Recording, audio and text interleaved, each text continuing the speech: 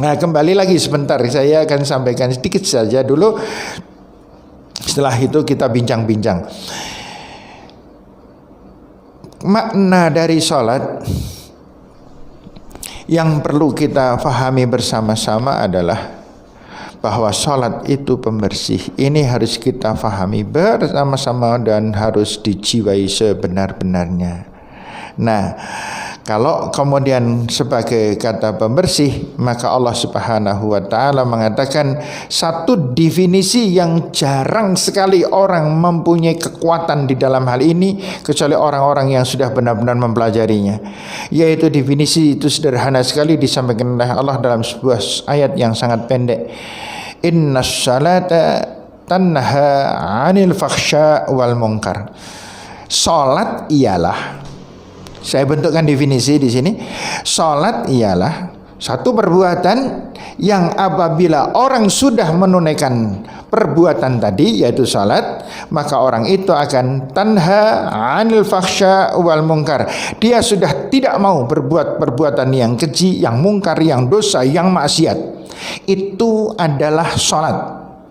Nah, sekarang para pendengar sekalian, yuk kita tolak ukur diri kita. Sudahkah kita salat sesuai dengan yang dikehendaki Allah, yaitu kita salat dan setelah selesai salat kita tidak mau melakukan perbuatan keliru, enggan melakukan perbuatan maksiat, pengendalian marah semakin pandai kita lakukan, dan keinginan-keinginan untuk berbuat baik semakin tinggi membara di dalam jiwa kita, dan semakin tinggi pula semangat kebaikan kita, semakin rendah pula semangat melakukan perbuatan jelek kita. Maka itulah yang dinamakan salat. Artinya kita sudah dan sedang salat. Nah, ini yang harus direnungkan oleh kita bersama-sama, sehingga hal-hal yang semacam ini harus terus dikaji dan terus dikaji. Nanti insya Allah di akhir materi kita pada kesempatan ini kita akan bahas tentang bagaimana agar salat kita bisa benar-benar masuk dalam jiwa kita, sehingga salat kita adalah gerak dan langkah hidup kita. Tadi sepertinya Pak Nanang atau Ustaz Endang yang mau menyampaikan. Silakan Pak Ustaz Endang. Sedikit merefresh ke belakang. Tadi yang disampaikan oleh Ustaz berkaitan dengan salat itu adalah bagaikan penghapus, Ustaz ya. Berkaitan dengan itu pula, bagaimana mungkin di tengah-tengah kita kadang-kadang muncul satu kebimbangan pada saat kita sudah mau mulai melaksanakan ibadah sholat, namun juga sulit, Ustaz, untuk meninggalkan yang nggak boleh itu. Terus bagaimana sholat kami? Apakah kami harus berlanjut sholatnya itu, ataukah karena kalau meninggalkan yang nggak boleh itu kadang-kadang kan sulit. Nah, di lapangan kita bertemu dengan hal yang semacam itu, Ustaz. Terus solusi kita di posisi yang semacam itu gimana ceritanya? Itu ada istilahnya itu ada STMJ, sholat terus maksiat jalan. Betul. Itu bagaimana? Memang itu kalau keadaan seperti itu di lapangan, dan kadang saya juga, aduh bagaimana ya melaksanakannya. Kayaknya kadang-kadang kita juga ngerasain gitu ya. STMJ. Iya. Pendengar sekalian yang saya hormati, apa yang disampaikan oleh Ustaz Endang dan yang dibincang oleh Pak Nanang tadi sebenarnya merupakan isi hati kita semuanya. Beliau mewakili para pendengar semuanya tentang betapa berat dan betapa sulitnya. Di satu pihak kita sholat, namun di satu pihak kita sulit sekali mengendalikan amarah. Kita sulit sekali mengendalikan hawa nafsu kita untuk melakukan perbuatan keliru, salah, dosa, khianat, bohong, dan lain sebagainya. Yang perlu kita fahami pertama kali, satu, kita optimis. Yang kedua, kita husnudzon kepada Allah. Yang ketiga, kita harus masuk dalam lingkup yang dinamakan proses. Sebaik-baik orang adalah orang yang masih merasa selalu berbuat salah dan keliru. Itu yang paling baik. Yang paling disesali adalah orang yang sudah merasa dirinya hebat, merasa dirinya sempurna, merasa dirinya baik, sehingga ketika berurusan dengan kaitan sholat dia sudah merasakan beres, padahal dia belum melakukan hal yang dikehendaki oleh Allah. Inilah fungsinya mengapa kita harus belajar. Terus kita belajar agar kita benar-benar bisa memahami dan kemudian mengambil intisari dari pelajaran, dan kemudian kita bisa melaksanakan. Sekali lagi, melaksanakan dalam artian proses pula. Sehingga diharapkan kelak suatu saat nanti kita dipanggil oleh Allah, kita sudah dalam proses yang semacam itu, dan selama kita dalam proses itulah yang dinamakan husnul khatimah insyaallah. Jadi tidak ada orang yang sempurna selesai sholat belas tidak melakukan perbuatan keliru dan dosa. Itu tidak ada yang sempurna dalam arti 100%, masih ada hal-hal yang keliru. Yang bisa semacam ini saya kira hanya Rasulullah Sallallahu Alaihi Wasallam yang sudah memang dibersihkan dari sejak kecil oleh Allah Subhanahu Wa Taala. Sementara kita kan belum pernah dibelah dadanya oleh malaikat, makanya kita masih bisa keliru dan bisa salah. Namun Allah memberikan way out-nya selalu, yaitu apabila kita melakukan keliru dan salah, sadar, ingatlah pada Allah. Gitu. Wa idza fa'alu fahishatan aw dzalamu anfusahum dzakrallah fastaghfiru lidzunubihim. Begitu kita keliru, begitu kita salah, maka Allah memberikan jalan keluarnya. Ingat pada Allah, mohon ampun pada Allah. Saat itu dosa kita diampuni, dan kita telaten, kita continue, kita istiqamah di dalam menjiwai persoalan ini. Insya Allah kita menjadi orang yang optimis di hadapan Allah Subhanahu wa Ta'ala. Apapun dosa yang kita lakukan ya karena selama kita masih menjadi manusia, celah-celah untuk berbuat dosa itu akan selalu muncul, akan selalu ada. Yang kadang-kadang kita pun mengakui bahwa sesungguhnya kalau mau dihitung itu kayaknya kok dari 24 jam waktu yang diberikan Allah kepada kita, kalau kita sholat beberapa saat, sedangkan dosanya malah banyak banget gitu. Nah di posisi ini, alhamdulillah kalau Allah menghadirkan sholat buat kita sekalian, yang tadi juga kita sampaikan bahwa sholat itu akan menghapus seluruh dosa-dosa kita yang telah kita lalui antara subuh dengan zuhur, antara zuhur dengan asar. Oleh karenanya kalau tiba saatnya sholat, ya jangan cepet-cepet ya, jangan terus-terus, jangan nunda-nunda gitu ya Pak. Jangan menunda, supaya Allah segera menerima segala permohonan kita, Allah segera mengampuni dosa-dosa kita. Kemudian andai pun pada saatnya, berarti kita tidak perlu pesimis Ustaz ya. Pada saatnya Allah panggil, maka akan dimudahkan oleh Allah Subhanahu Wa Taala. Mudah-mudahan demikian ya. Yang paling pasti itu kan sebenarnya kesadaran kita bahwa kita manusia biasa, kita sering melakukan kesalahan. Sebagaimana Nabi Yunus mengatakan, La ilaha illa anta subhanaka inni kuntu minadh dhalimin. Tidak ada bedanya antara kita dengan Nabi Yunus.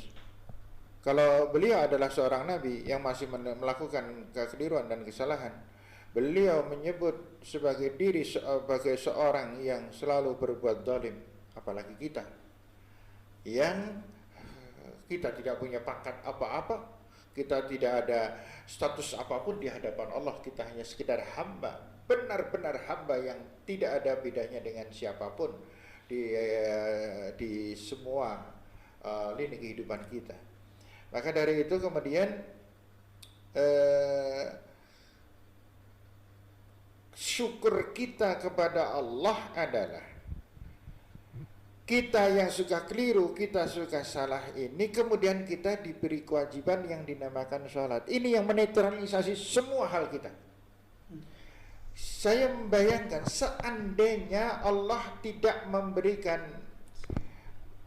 kewajiban untuk kita sholat, saya kok pesimis. Mampukah kita mendapatkan ampunan dari Allah Subhanahu wa Ta'ala?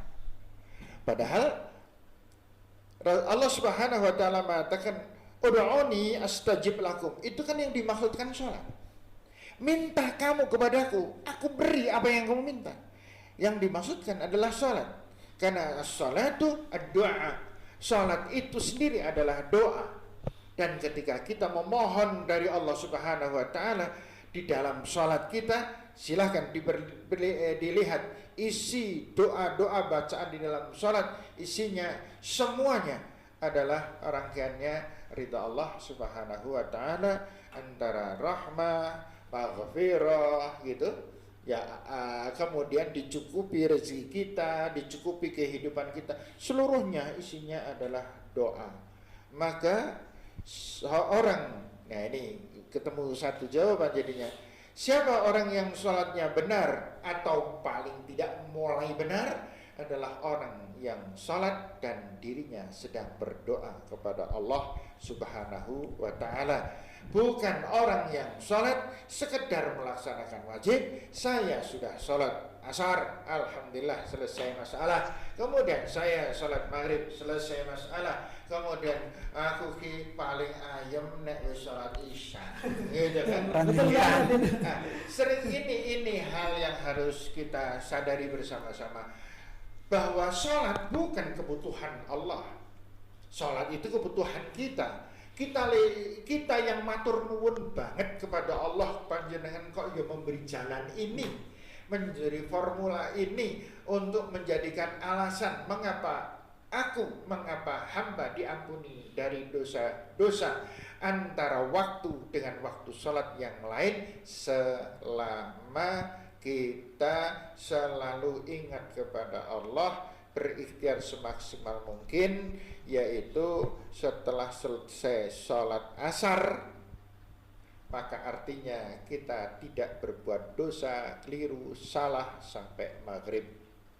Karena sesungguhnya waktu sholat asar adalah dari kurang lebih jam 3 sampai dengan jam setengah 6. Itu waktu sholat asar.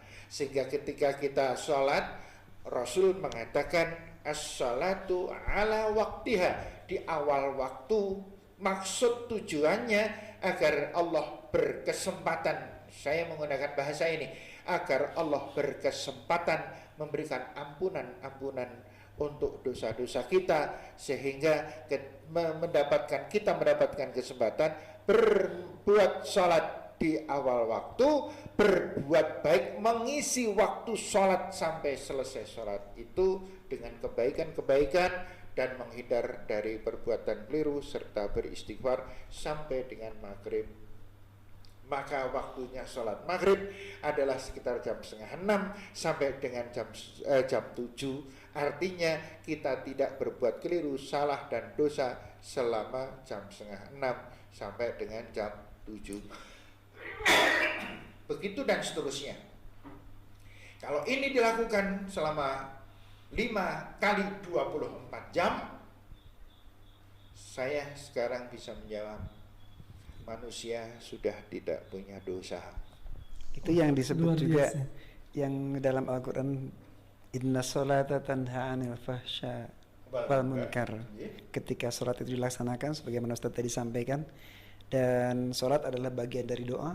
Sholat adalah permohonan kepada Allah Subhanahu wa Ta'ala. Yang ud'uni astajib lakum adalah ketika kita melaksanakan ibadah sholat.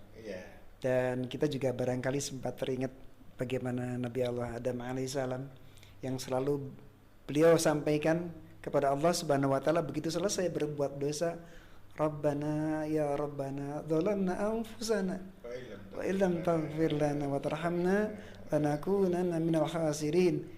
Klub ketika kita tidak dihadirkan sholat oleh Allah Subhanahu wa Ta'ala, kita mau apa ya? Mau gimana?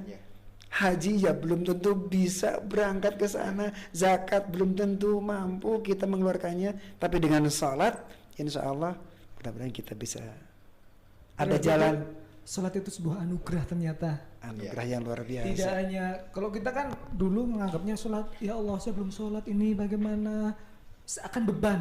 Ternyata tadi yang disampaikan Ustadz Haris, ditambah Ustadz Endang, ternyata luar biasa sekali anugerah yang Allah berikan untuk menutupi dosa kita. Jadi untuk sahabat Purnamasi di rumah, optimis aja, udah ada beberapa penjelasan yang sangat gamblang. Ternyata sholat itu dapat menghapus, menutupi tadi ya dosa-dosa yang telah kita lakukan. Untuk itu yang belum sholat, ayo siapa?